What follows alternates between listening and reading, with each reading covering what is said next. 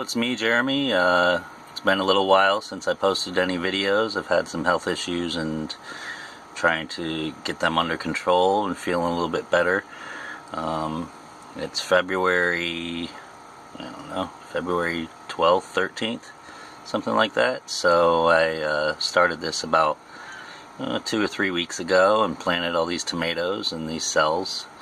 I don't remember how many cells are in each one. There's like I don't know, 200 or something like that, but all those tomatoes are pretty much struggling right now. They got really great roots on them, and I'm going to show you what I'm going to do with them in just a second. We got this other tray here. It's got some pumpkin, some cantaloupes, a couple beans, little stuff. Nothing really came up there. I planted some green beans out of it already. That's where those missing cells are from.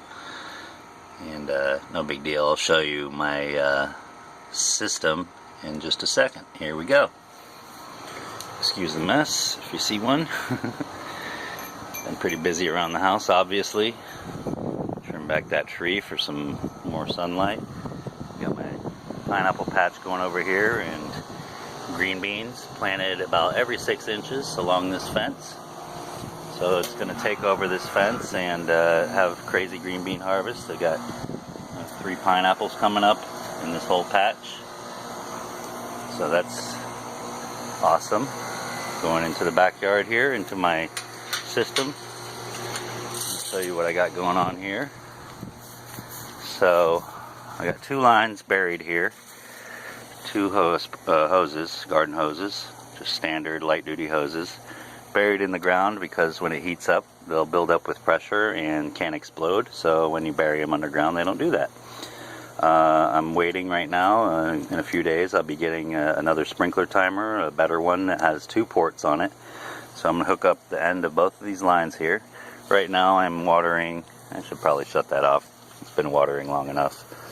I'm on my first day of bale conditioning, so straw bales, which I'm going to show you in just a second. Turn that off. You can do it manually for now. That's already buried underground. That one's buried over there. Basically, it goes up, comes out here, splits off. And these are my basically repurposed old straw bales that composted down. I used them for 2 seasons, and they worked really well, you know, as straw bales. And then basically put them into these little makeshift rings of raised beds and wound a soaker hose through all 3 of them, and then came out and went all the way around. This is all compost and wood chips underneath it on a layer of cardboard, and I plan on expanding this to surround the entire section here. This is my Vegetalot raised bed that I got from my grandmother, and the legs rotted off because it wasn't pressure treated wood, so I rebuilt the structure on that and gave it some more support. Hopefully it's not going to sag too much from all that water that it's getting and snap in half, but oh well if it does. My green beans are doing really well in there, so I ran another soaker hose up through here, around there, coming out here, feeding the green beans. I got some potatoes in here that were store-bought that were going to sprout, you know, started to go bad, so plant them right in there, cut them up into slips, and have potato plants. Maybe they'll come up and produce some potatoes for me.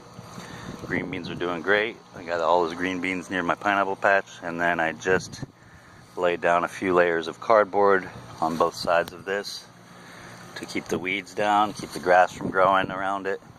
And my plans are to go this weekend and to the dump and pick up a truckload of wood chips and fill all this in, nice thick layer of mulch, and that'll keep everything moist. So my straw bales they got their first day of soaking. 3 days of that builds up the carbon, and then 6 days of adding nitrogen, blood meal, and urine. Yes, urine. It's sterile, it's not horrible, and it is a nitrogen source that's free, that comes out of you, a human. So use it for your gardening. I won't get into the whole humanure they call it. But there are people that swear by, you know, storing your poop and using that to garden with. So anyway, my other line I buried underground, and it comes over here up into this riser, in through a check valve to keep the flow down, out through these little feeder hoses into these towers. Got these stackable towers from a nearby farm. They got pummeled by Hurricane Irma, and they basically shut down their farm, or at least the farming part of it, and sold me these towers for $1 per section, so $10 for that. Another $10 to $15 for my conduit that goes down into the ground. There's little collars on the bottom there that keep it stabilized. Definitely a really good system. Grow a lot of food in a very small area of vertical gardening. I'm getting into that now. I'm going to plant 10 different varieties of herbs in here. Cilantro, oregano, chives, dill, everything you can imagine. Parsley. So I got 10 different seed packs on the way. I'm going to do a seed pack in each one and overplant that. And whatever survives, survives and thrives, and whatever doesn't, dies and gets turned into compost that I throw right back into here. So I've got lettuce and kale already coming up here. I just sprinkled a whole bunch of seeds. This is mostly buttercrunch lettuce. It's one of my favorites. There's some kale in there. You can see a big giant onion that I replanted after we cut off the edible portion of it, and I left the scallions there. There's a couple little scallion onions, maybe some garlic in there. All kinds of good stuff. Garlic chives are one of my favorites. Planted a little pumpkin down there. This is a rotted out pumpkin from last season that got destroyed by the freeze, so I let it rot a little bit and ferment on its own and just set it down there in between these raised beds, and those will probably volunteer up on their own. I'm not sure whether these are radishes or just weeds, or I forget what I planted in here, but I'll just have to watch them. There is one tomato there that's already doing really well. Real fuzzy, nice thick stalk on it. So, but most of all those tomatoes in there that I showed you a second ago are going into my straw bales. Gonna get a cattle panel and stake it up on the ends for a nice strong trellis for it to lean on. Last year I had a smaller little fencing that leaned and fell over practically, and so I'm learning as I go. This big one, I'm not sure what I'm going to plant in here. Maybe some of my greens, Swiss chard, celery, maybe some peas, who knows. But I plan on getting a whole bunch more cardboard and wrapping it around the sides there and reinforcing it and layering this up even more. Maybe the same thing here. I might just pull out that tomato and replant it after I've layered this up a little bit more with some more medium. And this I'll just harvest, you know, pretty soon, and maybe build that one up too and get a little bit more structural thing going for the lettuces and stuff. But this whole area I plan on, I guess it's about 15 foot by about 30, maybe 40 feet. Not that big.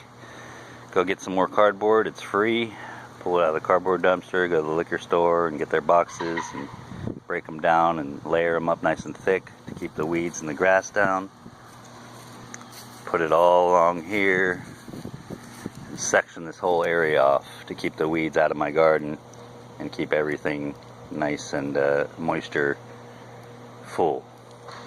So I've got raised bed vegetable lot with a whole bunch of wood chips in there that I was composting down. The beans seem to love it, the potatoes seem to love it. Old reused, over composted straw bales from 2 seasons stuffed in here with some compost and medium. New straw bales for all my tomatoes, and vertical tower gardening. And then the back to Eden on the ground, no-till gardening. So all of this is getting fed off of 2 hoses, and I just can't wait to reap the rewards from this thing. You know, I've been learning as I go and watching a lot of YouTube videos. Got a shout out to James Prigioni. He's got a Back to Eden food forest in New Jersey. It's 6 years old, and he's got over 50 fruit trees and perennials and annuals and all kinds of really good organic stuff growing. Very low maintenance and extremely beneficial. And then, you know, some of the old schoolers, Paul Gauchi, he did the Back to Eden gardening film, and shows you how to prune things for extra production and how to do this wood chip thing to really, you know, let nature do its thing and, you know, become a steward to nature. So there's a whole bunch more people that I haven't mentioned, but I've been watching them all and falling in love with their systems and trying my own in my little backyard, my little sandy backyard here, and, you know, making a fertile area to grow our own food organically with very, very little work involved. The setup is the most work. After that, it's all about eating. So anyway, I just wanted to show you guys my 2018 plot here.